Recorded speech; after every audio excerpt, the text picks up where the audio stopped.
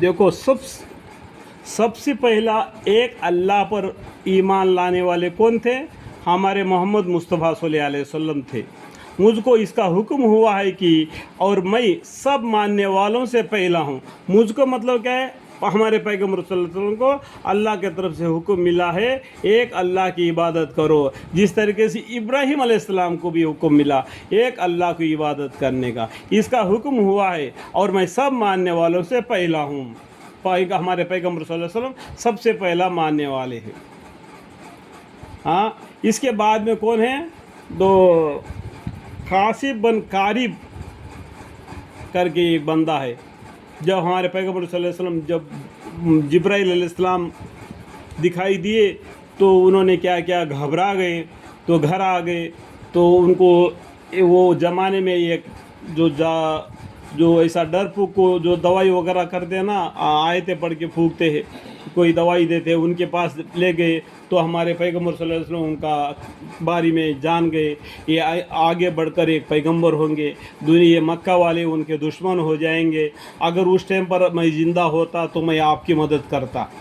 इस तरीके से उन्होंने ईमान लाया हमारे पैगम्बर सल्लल्लाहु अलैहि वसल्लम पर। पहला किसने ईमान लाया? इब्ने कारिब। मैंने व्हाट्सएप में रखा, उसको देख लो, ठीक है। और उसके बाद में उनकी बीवी अम्मा खदीजा रज़ियल्लाहु अन्हा, उसके बाद में उसका ससुर अबू बकर सिद्दीक़ रज़ियल्लाहु अन्हु ने ईमान लाए थे। तो उसके बाद में मक्का वालों ने उनको तंग कर दिया, तो अबू बकर सिद्दीक़ रज़ियल्लाहु अन्हु और हज़रत मोहम्मद मुस्तफ़ा सल्लल्लाहु अलैहि वसल्लम मक्का छोड़कर हिजरत करके मदीना पहुंच गए, वहाँ से दीन को फैला दिए। समझ में आ गया बात? आपको क़ससुल अंबिया को ज़रूर पढ़ो, आपको बहुत सी बातें मालूम पड़ जाएगी, ठीक है। आप फरमा दीजिए कि क्या मैं खुदा ताला के सिवा किसी और को रब बनाने के लिए तलाश करूं? हालांकि वह मालिक है हर चीज़ का, और जो शख्स भी कोई अमल करता है और उस पर रहता है, जो शख्स जो अमल करता है उस पर रहता है, उसी के ऊपर उसका हिसाब हो जाता है, और कोई दूसरे का बोझ ना उठावेगा। कल क़यामत के दिन अपने अमल का बोझ अपने खुद खांदे से उठा के पुल सिरात पर से गुजरना पड़ेगा। जो बाल से बारीक तलवार से तेज होगा उसका ऊपर से उसका घंटी ढो के जाना पड़ेगा, जो दुनिया में कमाया नहीं क्या बदी। समझ गया? अगर एक दूसरे को वो मदद करना चाहेगा भी, अल्लाह नहीं कबूल करेगा। फिर तुम सबको अपने रब के पास जाना होगा, फिर वह तुमको जितला देगा जो नाम अमल तुम लेके आए थे, जिस चीज़ में तुम इख्तलाफ करते थे। जो हमारे जो फरिश्ते हैं, अल्लाह के जो फरिश्ते हैं, जो दईने खाने बैदे खाने में खड़े हैं, मुनकर नकीर, वो तुम्हारे नाम अमाल को लिख रहे हैं। उस नाम अमाल को तुम मर गए, तुम्हारे नाम अमाल में एक दफ्तर में बंद किया जाएगा। ये 30वां पारे में एक सूरा है, उसमें लिखा हुआ है, ठीक है।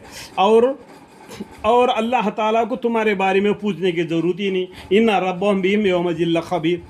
और वह ऐसा है जिसने तुमको ज़मीन में साहबी इख्तियार बनाया और एक का दूसरे पर रुतबा बढ़ाया, एक दूसरे से काम लेने के लिए किसको अमीर किसको गरीब बना दिया, ताकि दुनिया का निज़ाम चलता रहे, ताकि ज़ाहिर तुमको आज़माए वो चीज़ में जो अल्लाह ताला ने तुमको दी है।